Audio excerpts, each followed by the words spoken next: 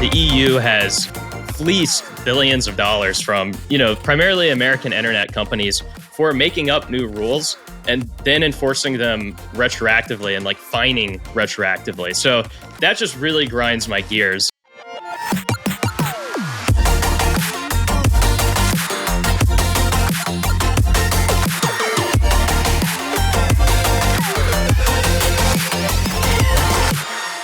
Hi friends, welcome to the Naavik Gaming Podcast. This is the Roundtable, and I'm joined by Aaron Bush, co-founder of Naavik, and Matt Dion, lead product manager at EA and Naavik content contributor.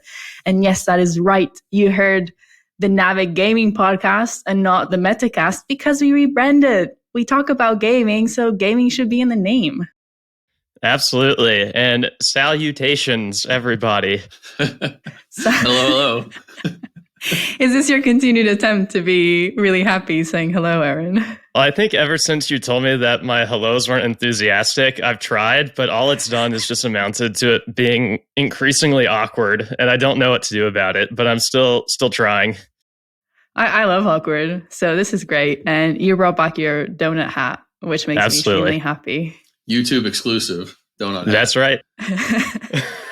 And yeah, also, for you and for our listeners, happy 2023. I think it's going to be a wonderful year. And we're all here for each other, enjoy making games, playing games. And yeah, we'll be with you every week. So actually, new year, new opportunities and adventures. We're on the lookout for roundtable panelists. So if you're keen on joining us and, it's something you'd be interested in, you can look at the Naavik job board to find more of a description and reach out to us. Aaron and Matt, do you like being roundtable panelists? I do. I recommend. Yeah. It's fun. Gives you a good chance to dig deep into a lot of things, stay on top of the industry. And, you have good conversations. Everyone is friendly, and I've met all sorts of interesting, smart, nice people through the process. So I've very much enjoyed it. Oh, no was not an option, but this still was so amazing. Yeah, so if you're curious to know more, reach out to the job board. And then, Matt, you did an amazing Arknight's deconstruction, which I really like because I'm playing Nero Cloud, which is kind of similar. I was just wondering, off the top of your head, if you have a favorite takeaway from when you were writing the piece? I don't know if it was one specific thing. It was a new game to me. So it was, I think my favorite part of it really was kind of like the unexpected rabbit holes it took me down doing the research. I learned all about anime and gacha games, which is sort of an area that I never really looked into before.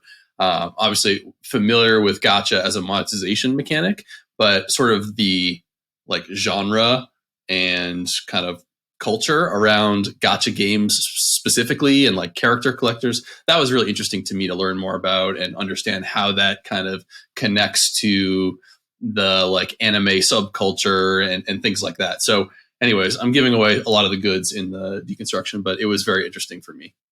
No, I found it interesting too. And it's in the full decons in our Naavik Pro service. But even just for those who don't know what Arknights is, it's a tower defense mobile game that is not like any other tower defense game you played before. That has a ton of RPG mechanics and, in-depth narrative and all that kind of stuff. So it's just a really unique kind of game to analyze and kind of think about if this could be done with tower defense, maybe it could be done in other areas we're not thinking about too. But anyways, it was just a really fun game to really interesting genre mashup and expansion of the tower defense genre. I think, we'll get started with the first year's updates. And Aaron, you have the first slot. Fantastic. And this is the first roundtable of the year, but still a little bit happened at the end of December. And one of the things that happened at the end of last year was that China's National Press and Publication Administration approved and issued licenses for 44 imported games. And this is notable because it's the first time in 18 months that an imported game has been approved in China for roughly a year or so, there was a freeze altogether of approvals, both imported and domestic games. But after a few months of starting to approve domestic games, the regulator finally got around to imported games. Of course, many of these imported games are still very much connected to the big Chinese publishers like Tencent and NetEase, because international companies usually need to partner with local companies in China to both localize the games and just have a chance of winning in China. And this is also notable because even when China was recently giving licenses for domestic games, it largely skipped over the biggest publishers and instead prioritized the smaller developers for whatever reason. And if you look at the approvals in this list, there are some notable ones. For example, Valorant is on the list, which obviously made by Riot, which is owned by Tencent. And it also seems like Japanese and South Korean companies saw a chunk of approvals too. So Nintendo's Pokemon Arceus, I think that's how I say it, got approved. And Netmarble, NCSoft, Krafton, Kakao Games, and Dev Sisters, which are all South Korean companies, they all got approvals too. So in general, this is a really healthy change of pace. In 2022, China granted licenses for 462 games, which is a pretty major step backwards from 2021 when they approved 755. And of course, there's a huge freeze in the middle of all of that. But the end of the freeze and the momentum of approving both domestic and now imported games, it's a good sign for the new future, at least. And, of course, if we've learned anything about China, anything can change. The government's mandates and rules and priorities around various industries and views towards gaming very well may ebb and flow, and this might not be the permanent state of things for who knows how long. That's what you sign up for when interfacing with China's game market. But for now, pretty good progress. South Korean games had not been approved since 2017, was it? I don't know the specific date, but yeah, it's been quite a while. Do you know what changed? Why now? I have absolutely no clue. I think that regulatory body, the name I just mentioned, the National Board, I think they were going over like a pretty huge like internal restructuring of just how they were operating, is how I understand it. And also just it coincided with China just creating more regulations around gaming in general, around the rules around minors playing for only certain numbers of hours and on certain days. And it seems like in general, China was just pushing for people to pay less attention to gaming, and even with startups, just less like internet startups, and kind of refocus more on what they view as vital industries and more vital uses of people's time. And that's just my general sense. So I could be wrong on some of that. I don't think anyone fully understands, the inner workings of these government agencies, especially from such a far like where we are. But I think there's a few pieces at play there like that. That's kind of my take on it too, Aaron, is like, I would love to try and draw trends or conclusions from this news, but I feel like the approvals process in China is so closely intertwined with politics. And that's just something I don't feel qualified to comment on as a Westerner and like not a close China observer. So like, I've seen some commentary that's like, well, this is good for South Korean games because they haven't been approved for a long time. Or, we're going to talk about NetEase a little bit later. Like maybe this is good for NetEase getting some of their games approved. I don't know. I don't want to read too much into any one particular angle. It's just like, let's just kind of see how it evolves. Okay. Yeah. What's the next update, Matt? Sure. So I have a quick update on YouTube policies around streaming. So they recently updated their policies around what videos can and cannot be monetized. And this policy change is causing a bit of an uproar because basically it's caused a bunch of gaming content to be demonetized, which is one thing. But what's sort of compounding it is that they didn't really give the creators any notice. They just took the monetization away from a bunch of their videos without really telling them, which is not great. So the policy change is largely around things like violence, profanity, sexual content, things of that nature. And there's a lot of sort of intricacies to the rules, for lack of a better term. Like there's a lot of talk about you can do this outside of the first 15 seconds of the video, but you can't do it in the first 15 seconds of the video. Otherwise, it's going to be demonetized. When you think about what they're cracking down on, profanity and violence, this has bubbled up quite a bit in gaming videos around particular genres of games. So I saw some coverage around streams from the Callisto Protocol, which is a recent survival horror game from Krafton. These videos were getting demonetized. And if you think about survival horror games like that, or Resident Evil or what have you, I mean, there's a lot of gore, there's a lot of violence in these videos. And I mean, it kind of like makes it very difficult to create content for certain genres. Think about shooters, for example, like the whole extraction shooter genre, Escape from Tarkov and whatnot. It's kind of like, there was a recent Naavik report on this, Naavik Pro shout out on extraction shooters. Like this is a thing that is happening, right? But the whole, like one of the key mechanics of extraction shooters is looting loot from dead bodies. And like that is explicitly against the policy that Google and YouTube have outlined. So, I don't know that there's been a resolution, but the TLDR is like not great communication from Google and YouTube on the change of policy, and kind of an unclear future for the content creators that are focused on these genres that are primarily impacted. We've seen Twitch losing some ground in terms of being the leading gaming streaming platform. Do you think this might renew their advantage and see creators move back to Twitch or even to other platforms? Because this affects some fairly, staple games that players love to watch streaming of. Could be. Honestly, I'd have to look into the latest on Twitch, because my recollection was there was some pushback on the royalty splits, or like the revenue splits with Twitch, and obviously, it's sort of like the creators are getting pinched on multiple sides right now, and they're going to have to find the platform that works best for them. Maybe it's like TikTok or something. I don't know. I don't think it's great for YouTube. Maybe they'll update it, because this feels like a big chunk of creators to be alienating. And as you point out, Twitch and others are competing, strongly in the gaming space. So I don't know. I don't think it's great for YouTube, but there's a lot of shifting dynamics, and I'm honestly not sure. And I don't think it'll be a big deal. You don't think it will be a big deal, Aaron? No, I don't think so. I mean, obviously it's not great, but Twitch itself has had its fair share of issues as well.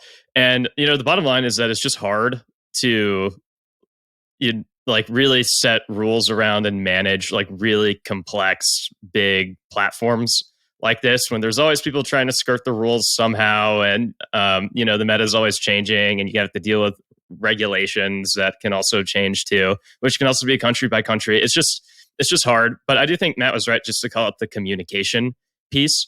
And we also know that YouTube gaming specifically has newer leadership. I think they have seen a bit of an exodus. I know Ryan White used to lead. He's now the CEO of Polygon, and I think he's not the only one to have left. So if anything, this is maybe just a lesson to the new leadership of like, hey, communication with your creators really matters. At the end of the day, that's like the backbone of everything that you are. So hopefully it's more of a lesson learned on the communication front than more of like a crack in the foundation that is a sign of more to come. But YouTube still has pretty incredible advantages as being the place where you can watch streams live, and it's just where like all of the content is going to be stored anyways, which Twitch can't really compete with. So YouTube is still in a pretty phenomenal position, in my opinion.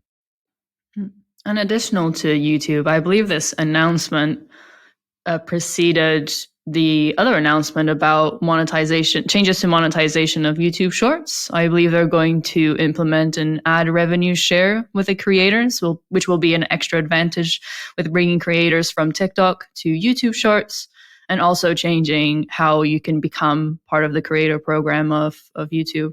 I actually thought before they demonetized this kind of content, that the creators had to accept the new terms and conditions.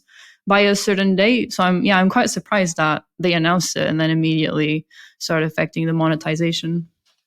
Yeah, I mean, the coverage I was seeing was some of the creators were saying even videos they had made years ago were getting demonetized with no notice, and they're just kind of caught off guard.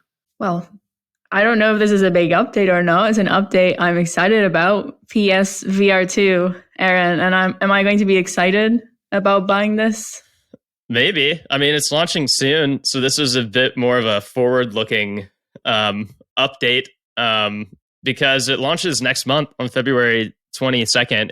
And just as a reminder, the PSVR2 was announced in November, and honestly, I think it looks pretty cool. So yeah, as a player, Maria, you might enjoy it.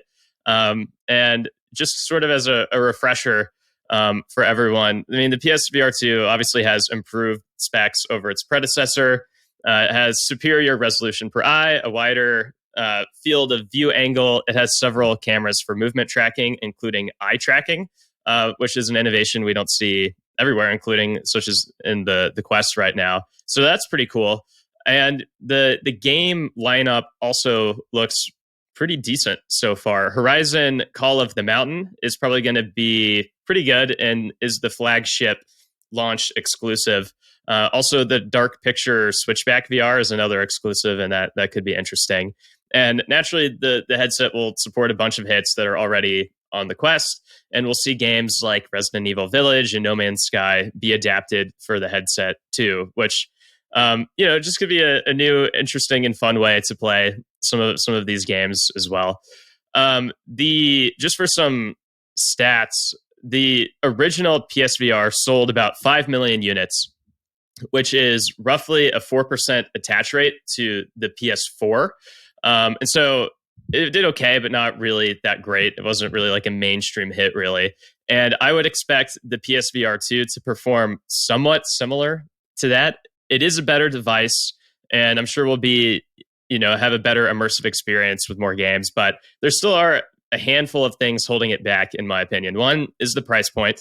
It's selling at $550, which is $150 higher than the Quest 2 and the original PSVR, and it's more expensive than the PS5. So consumers will have to pay up quite a bit to get this device, which we'll see how that goes, especially heading into more of a recessionary environment.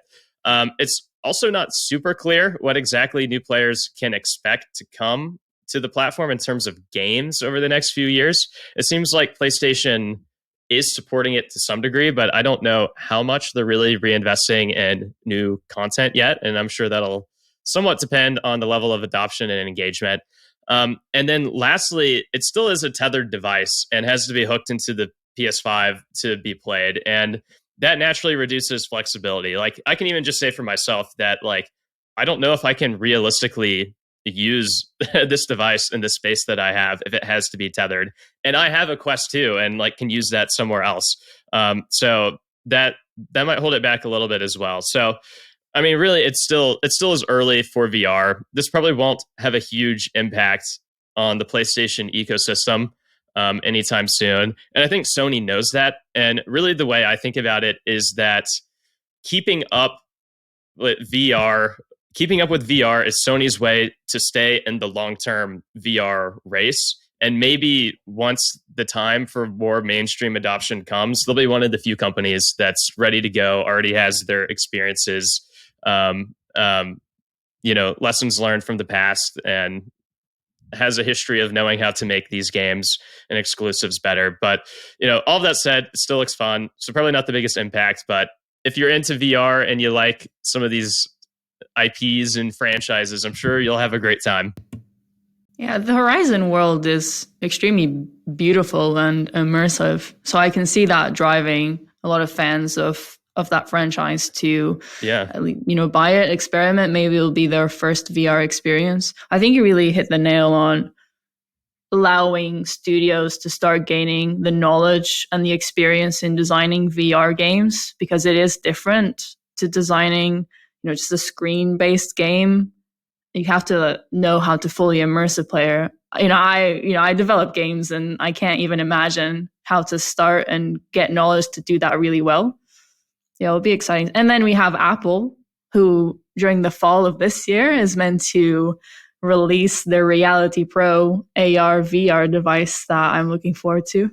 Yeah, we'll see. I don't know if that's really going to happen yet. I'm a little skeptical, although I would love for it to happen. That would be amazing. But yeah, Horizon could be cool. I haven't looked into that game specifically, but just like the thought of like the whole bow and arrow experience in VR, and obviously like big robot dinosaurs. That could be pretty cool. So yeah, fingers crossed. That's good for everyone. Yeah. I play Beat Saber just to feel like I'm in Star Wars. So bow and arrow sounds really cool. Yeah.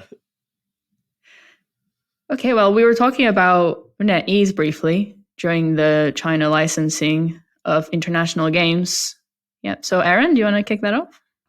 So yeah, this week it was announced that NetEase has acquired SkyBox Labs, which was founded in 2011 and is a Canada-based co-development studio that has worked on games like Halo Infinite, Minecraft, and Fallout 76. They also used to work on the Age of Empires, Age of Mythology games, which is pretty cool. Those were some of my favorite games growing up. And they made a couple originals too.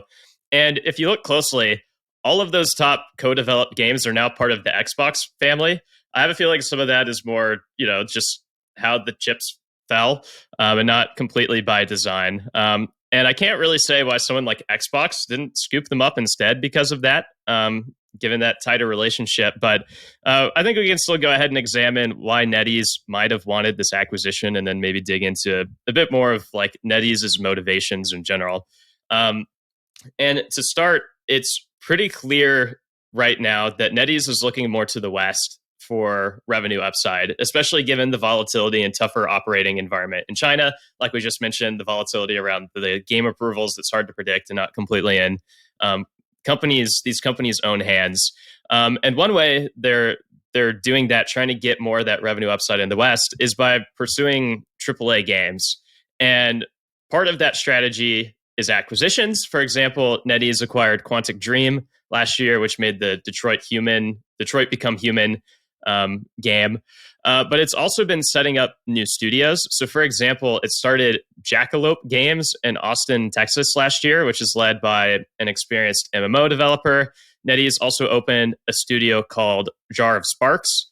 And I'm blanking on where that's located, but it's also, I think, North America based. And that's Seattle. Okay. And that's led by Jerry Cook, who, by the way, was the head of design for Halo Infinite. So maybe there's some connection in there with that Xbox relationship. And NetEase has also opened like 2 or 3 Japanese-based studios too that I can see. And they might have opened a couple more studios I didn't see in my quick scan. But that seems to be, a strategy that they're very much leaning into. And so in general, I think we can say that NetEase is going to be scaling up AAA development and likely needs help, more resources in doing that. And acquiring a company like SkyBox is a good infusion of flexible talent that not only is growing, but can be plugged into a range of projects over the coming years.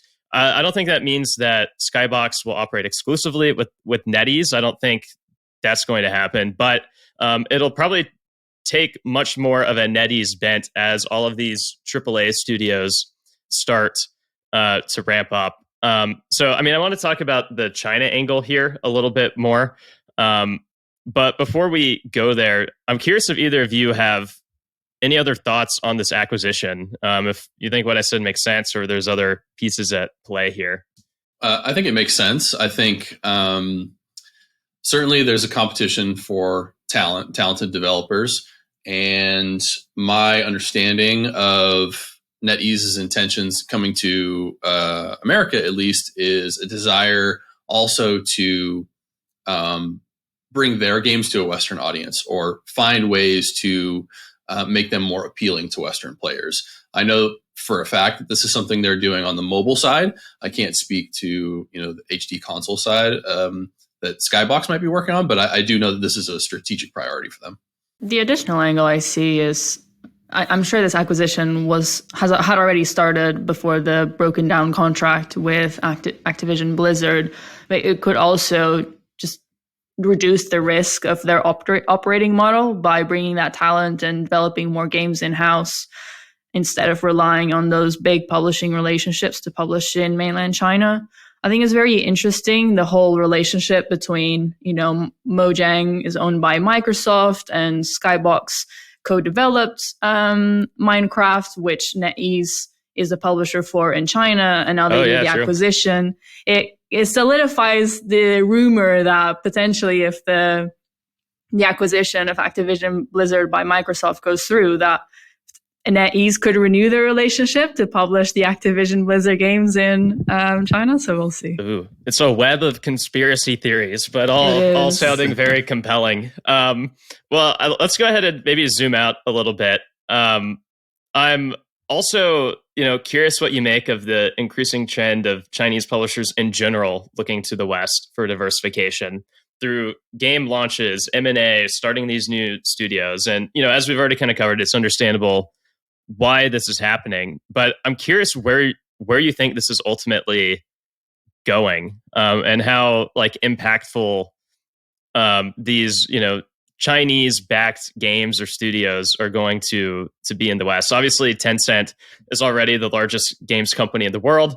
And part of that is because it's made a bunch of acquisitions across the world. And it's interesting to see NetEase ramp up on that too. But just in general, when you look at these big Chinese publishers, where do you think that influence is going from here? Is it just going to continue to rise? Is there a point it's going to taper off? Just curious how you all view that reality shaping out. Well, I don't know how successful it will be. It's certainly something that Tencent has led the way on, as you mentioned. I think there's a few things going on here. One is wanting to, there's political pressures, right? There was the crackdown on games within China and a desire to expand their business in other ways, right? If you can't expand within China, whether it's game approvals or the restrictions they put in place on minors playing games, you have to look elsewhere. And so that's where you see, companies like Tencent and NetEase making these acquisitions overseas. So that makes sense to me. Certainly, it helps to fill the pipeline as well of games sort of hitting the market. I think it's less clear how successful they'll be in, reaching Western consumers. I'm not going to say they can't do it. Just that, I don't know. Let's just for a thought exercise. What was the last game that NetEase put out that really hit with Western players? I'm not sure I know the answer to that. Maybe it's Diablo Immortal? I don't know. That would have been my guess. Does CoDev count? Yeah, I guess. Yeah, I guess where I would maybe push back a little bit, just in thinking about it, is that for a lot of these new studios that they're building, they are Western studios, right? These aren't games that are made in China. These are made by experienced, developers and studio leads of successful AAA games in the West. And so it's sort of a diversification of talent on that front too. That makes me think about that. That's fair. I guess the next question then is how autonomous are these studios from the mothership? And I think that some of that is cultural, some of it is business specific. I can't really comment on how NetEase operates in that regard, but that would be my next kind of big question is do these Western developers that they have brought in, do they have full autonomy to kind of do their own thing? I think that's kind of the way that Tencent has typically operated. They try and leave the studios alone to do their own thing, Supercell, Riot, whatever, you guys keep doing your thing and we'll just kind of cash the checks. Will NetEase take the same approach? I don't know. Yeah, the way I look at it is that if their main market and know-how was to develop games for the Chinese market, for mainland China, is especially with a slowdown of video game licenses, we've seen a crackdown not only on gaming, but also big tech in general. And so the market, even though the market is growing, if you want to continue the growth that you expect with that size of company, you have to expand to new territories. And I think the West is very interested also in international investment and foreign investment, trying to attract that so that they could have interesting conditions that appeal and make it, easier to set up, instead of, if we're looking at vice versa, if it were the West trying to create and set up studios in, for example, China. And so doing so allows, like you're saying, to gain that talent and the know-how. And if we look at developing games for mainland China, the console market is small. And so if you're already strong in terms of the mobile portfolio and your mobile market, then I think it just makes perfect sense to try to track the West and make games from talent that knows how to has experience and proven hits of developing games for that market. Yeah. I mean, what's clear is, the objective is just to grow revenues in the West. And there are different ways that they can go about that, right? Like, in many ways, it's easier to acquire. And in some ways they are. Like, we're talking about they acquired SkyBox, and they acquired Quantum Dream last year. And, that's something that all big gaming companies, often try to do, just because it's more capital efficient to buy what already works and is in place than to take a risk on building something from scratch that might not work. But of course, there, is more scrutiny when it comes to that, just like geopolitically, especially if they wanted to make bigger acquisitions and buy, like super notable brands. I'm not exactly sure how that would land. Probably not great in the US, maybe a little bit better in Europe, but I can't really say.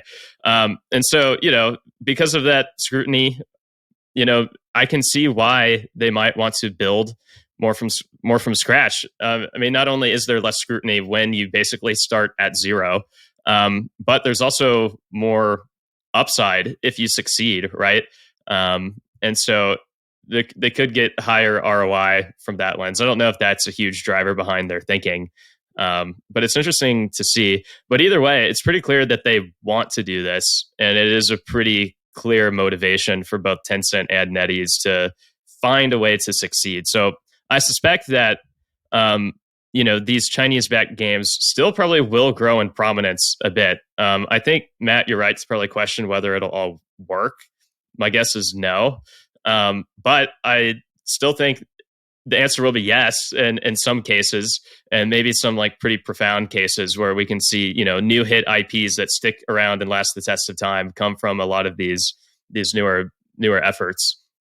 And of course, from, more of like a consumer lens, it'll be branded as, it came from this US studio, and it won't even really feel or seem as much like a Chinese game, which I don't know, for consumers, I don't think they really care anyways. They just want to play awesome games. But, geopolitically, it could have an impact. And of course, longer term, geopolitically, who knows, like, where any of this goes. The world is a crazy place. Hopefully, things get more peaceful and stay peaceful. And we could just enjoy great games, not have to worry too much about the geopolitics. But of course, that's kind of the wrench that could get thrown into any of this at any point in time. So I don't know if we need to dig too much into that, but if anyone has any final thoughts on any of this, that'd be cool. And then maybe we can move on. Yeah, my final thought is I believe that these big gaming companies based in China also come from a strong position of having a lot of networks and past relationships and experience that creates an advantage in making the best choices in terms of acquisitions. We look at NetEase, we look at Tencent, they're used to having co-development partnerships for Western studios. And now they're coming from a position of advantage of knowing, partners that they worked with, such as SkyBox, and capitalizing on those past relationships to build now games internally. So the EU's European Data Protection Board ruled that Meta cannot require users to accept their personalized ads via their product's terms and conditions. Now, we are going to be diving into GDPR, and I know that as soon as we say GDPR, people usually go, no, this is really boring, but I have a secret love for it, and so I'm going to try to make it exciting for you.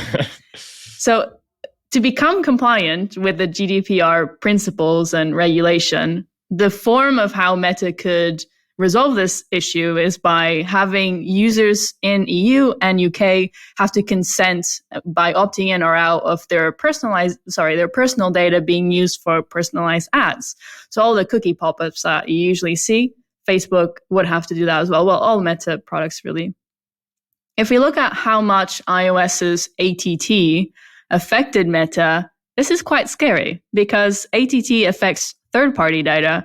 And now we're talking about Meta losing the ability to deliver personalized ads based on first-party data, which is what they rely on. What does your profile say? What pages do you engage with? What are your interests?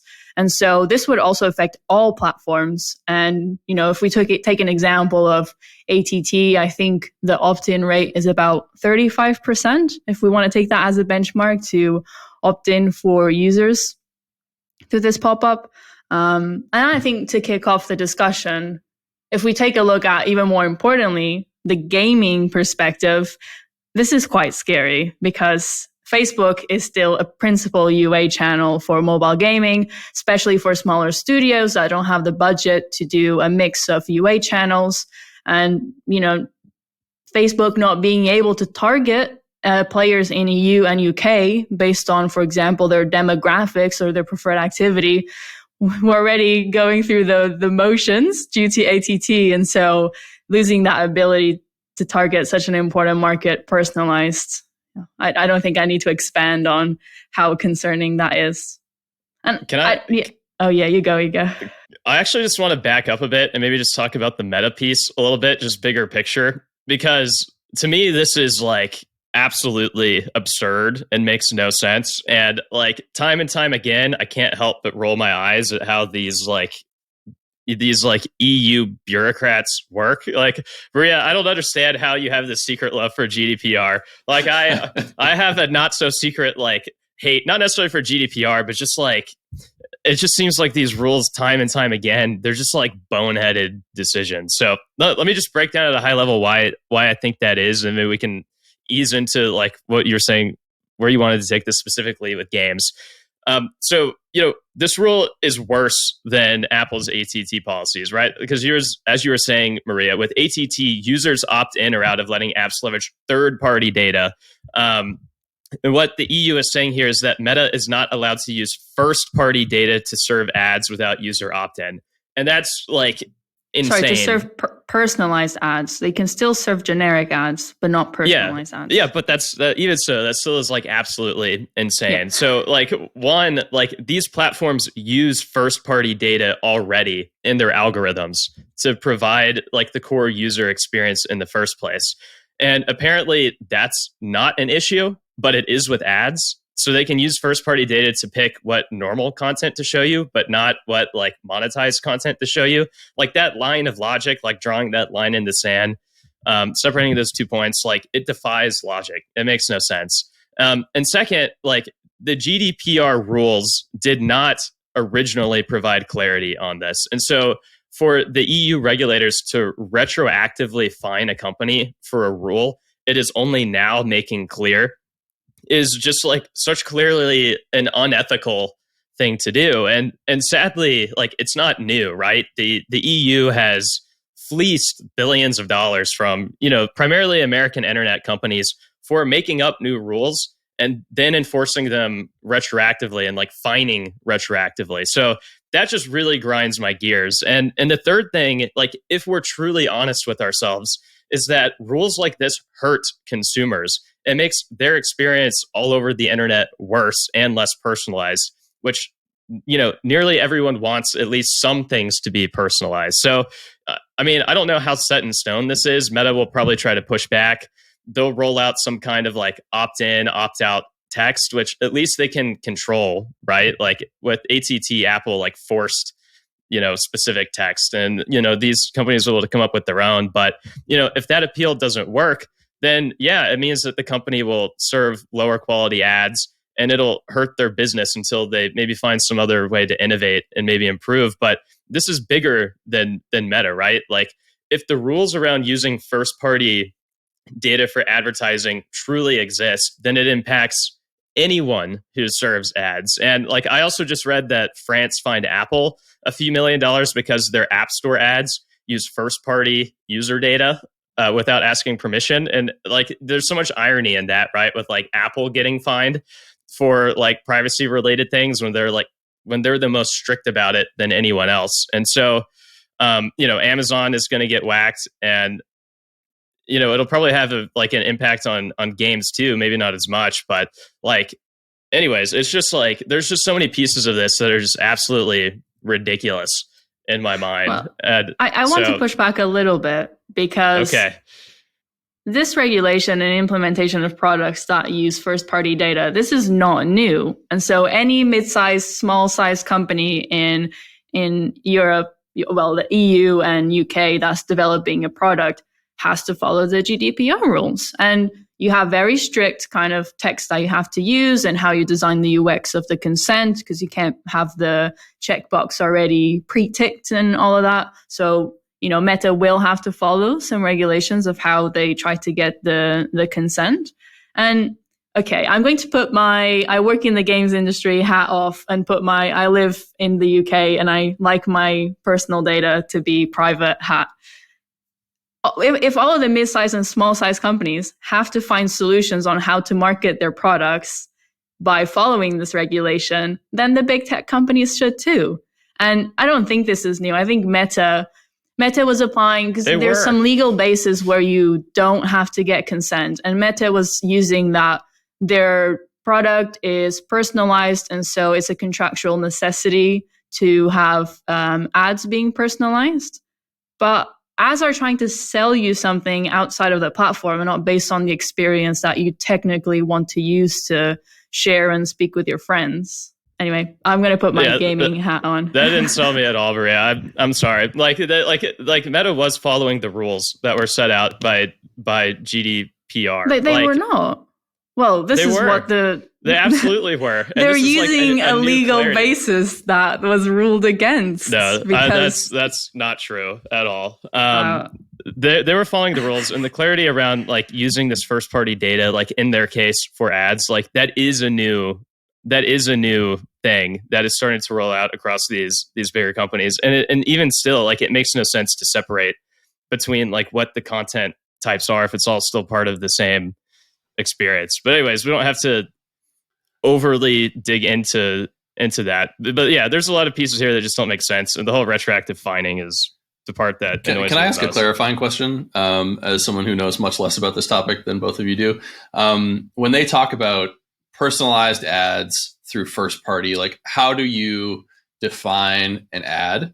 So for example, if I am in like Netflix or Amazon, and they're going to like personalize what they recommend to me based on my previous viewing data or previous products that I've looked at, like does that count as ads even though it's within their ecosystem? No, because it's not trying to sell you something.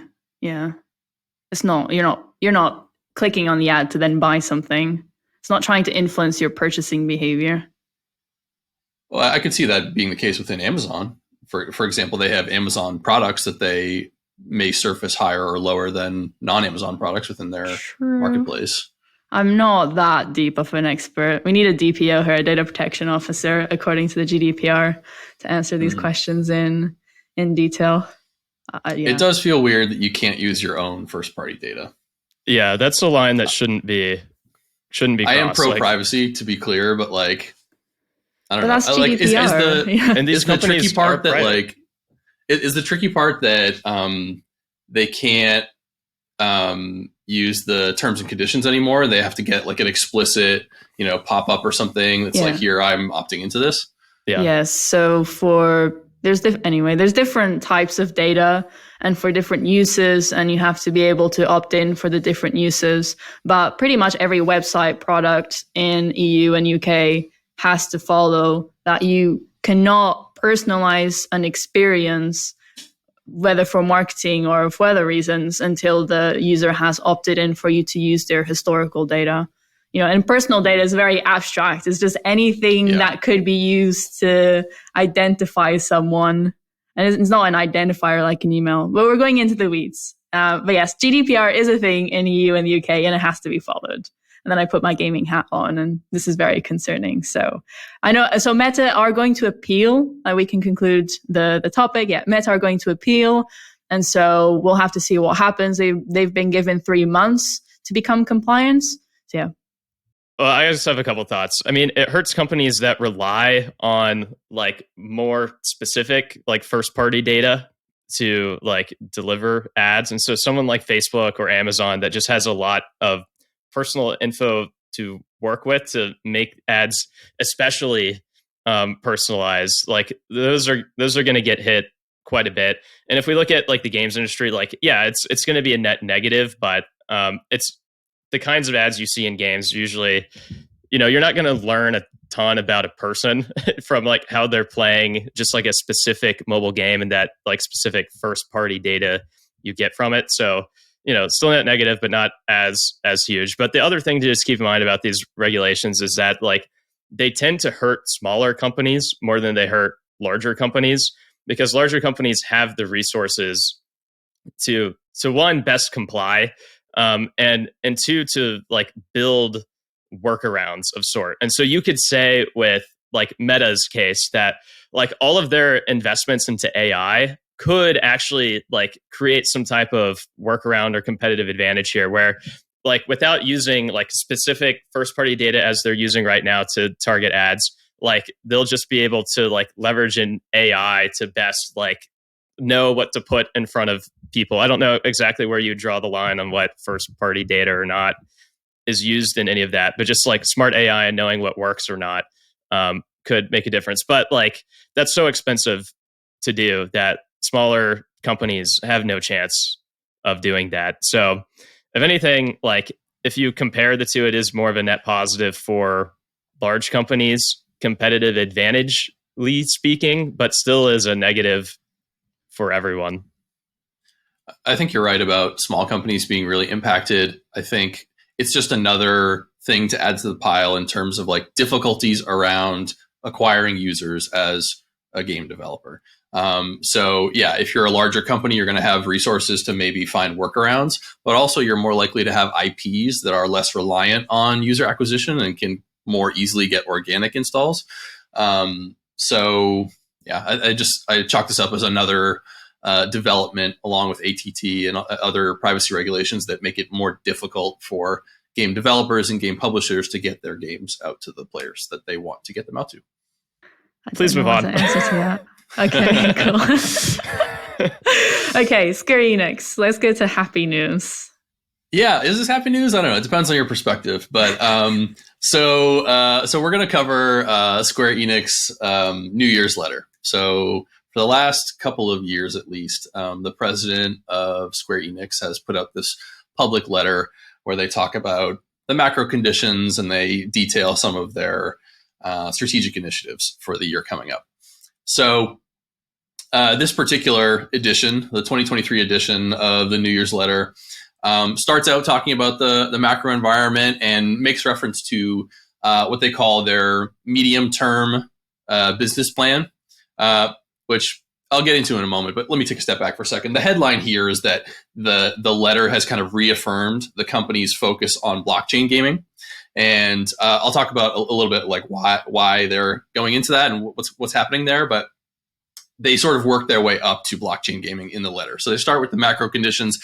They reference their medium-term business plan, which I went and looked it up from previous letters. The medium-term business plan covered 21 to 22, 22 to 23, and 23 to 24. So they are just heading into the final year of their medium-term strategy. And they have three sort of vectors for this strategy.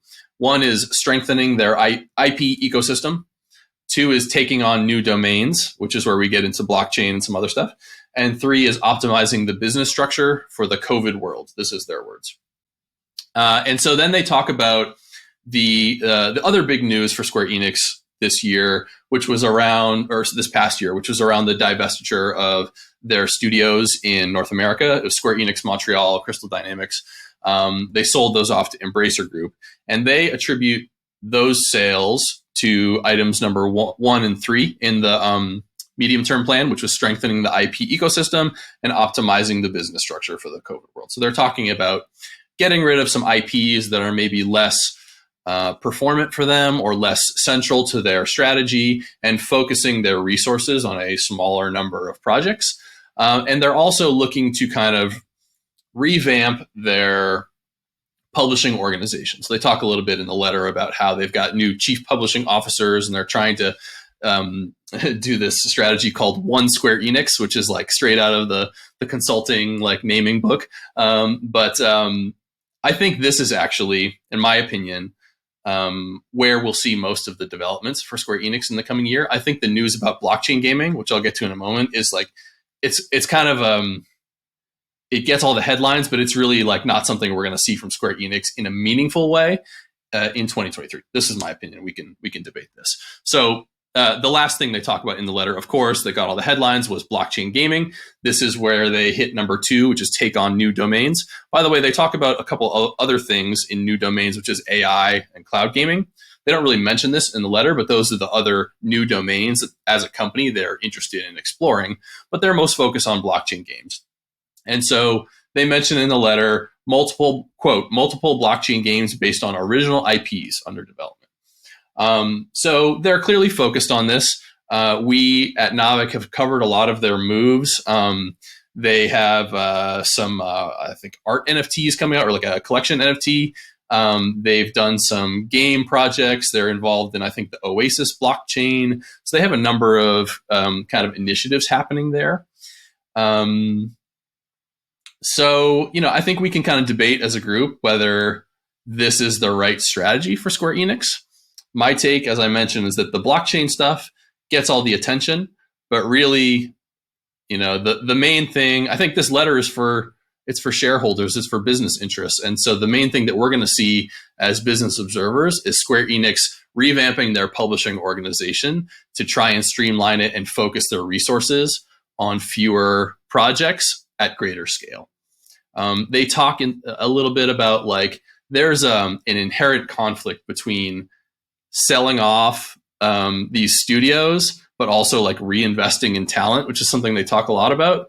And like, how are they going to balance those two? And like, they mention it in the letter, but they don't really get into specifics around how they're going to square that circle. I don't know. I think it's a multi-year thing. Like it's very difficult to get rid of a bunch of developers and then say, oh, we're going to invest in our talent. So I, as someone who works in the games industry, I don't really buy that argument. But I can see where they're coming from at least. So I threw a lot at you guys. I think 2 things to discuss. One, the streamlining of their publishing organization, and 2, the focus on blockchain. Do you think that this is the right approach for them? Do you think that my take on blockchain getting all the headlines but not actually being the main takeaway from this letter is correct, or am I off base here? It is interesting. I think that the refocusing in general is probably a wise move. I mean, I think we know from some of what they sold off that those assets were not really moving the needle in terms of profitability, and if anything, were holding the company back. And so, I mean, I don't really know the specific details there, but kind of moving that aside and then taking the earnings from selling that to then reinvest into the IPs and assets and opportunities that they think have the most upside, that they already know succeed and can build out further. Primarily, I think that makes a lot of sense. And that for sure is going to be like the largest business driver over the next few years. I guess you could say maybe these 2 pieces maybe like tied together in some way, if part of their refocusing is also potentially on like the blockchain gaming elements, especially if they're plugging that into their core IPs in some ways. And that's where I sort of go, I honestly don't know. Just because I think it still is going to be a while before that next era of Web3 gaming, blockchain gaming, whatever you call it, really clicks, just because we still haven't really seen the successful case studies yet, at least not many of them. There's still a lot of lessons to learn and best practices to nail down in terms of how to like really manage these economies in particular. I don't know Square Enix, like how prominent they want to make this like tech and these kind of features in their games, or if it's going to be more kind of like sink into the background. There could be elements of like what like Western gamers kind of feel and think about those implementations could be different from what more Eastern located players view towards it too. So that'll just be interesting to see out. But of course, I think we have to realize that it could also take time too, because even though this is a big company, they're not fully in control of their own destiny, in the sense that, especially like when it comes to distribution, like app stores, they have a bunch of rules in place now that limit what's possible. Steam doesn't support, blockchain enabled games. The consoles don't really yet either. And so, they sort of have to wait for the ecosystem to be able to support it more fully too before making those moves.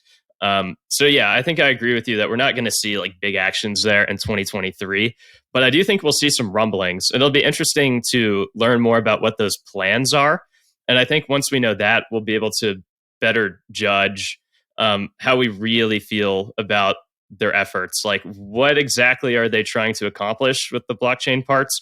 Where are they plugging it in? Like, is it going to look like play to earn? Is it going to be something else? I don't think we really know yet. At least I haven't seen too much about that. So those are my quick thoughts on all of this.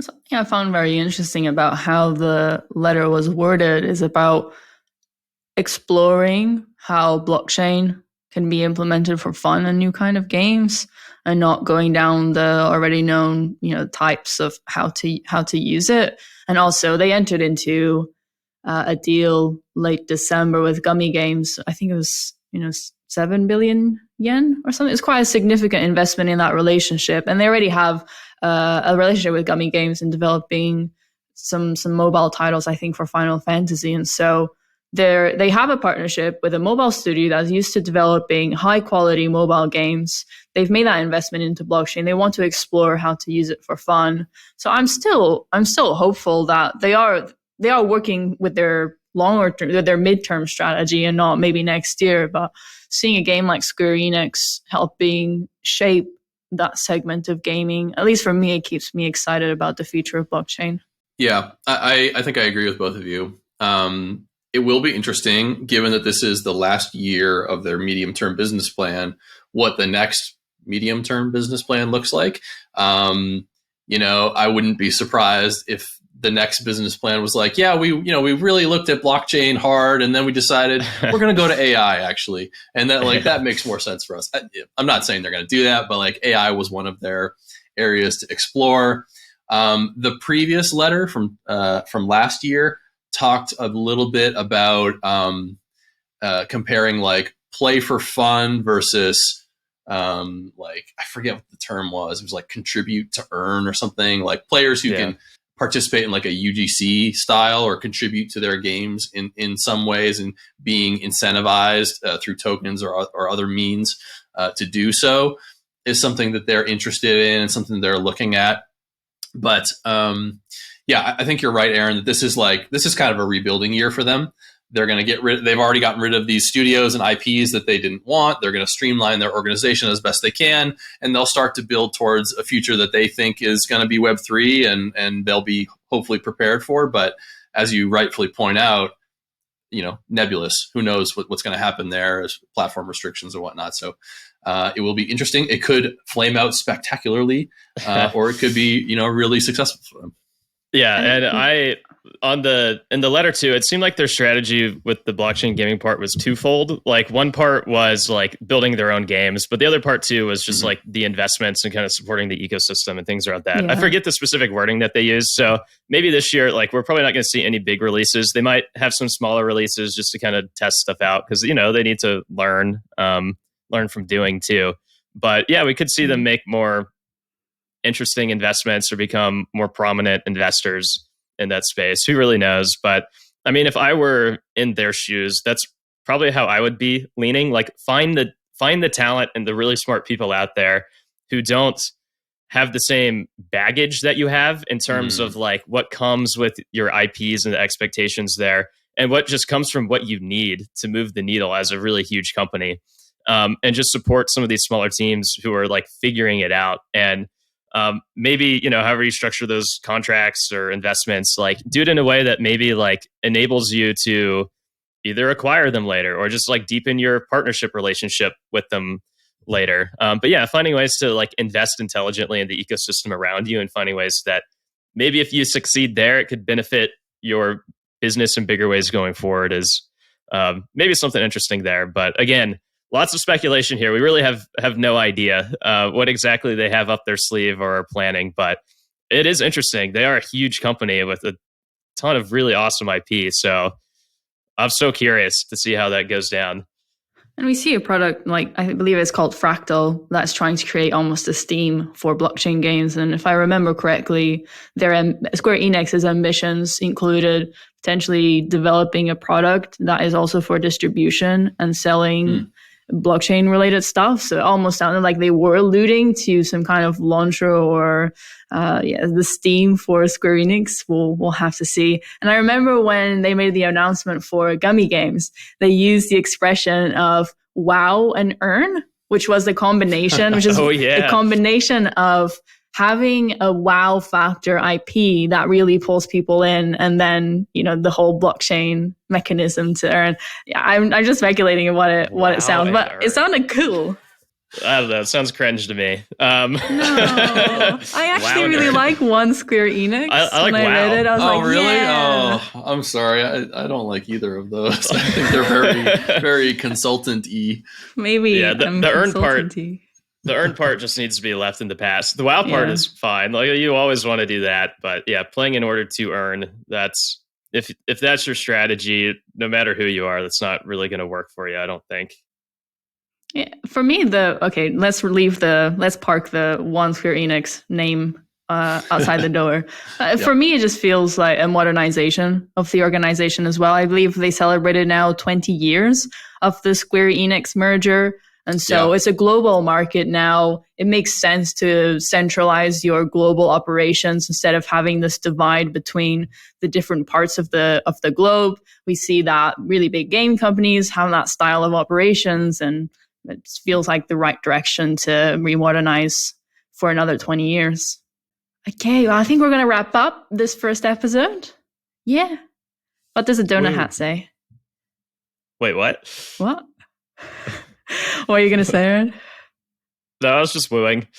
Oh, you were wooing. Oh. Yeah. Sorry, can you do it again? Woo, but it was a woo nonetheless.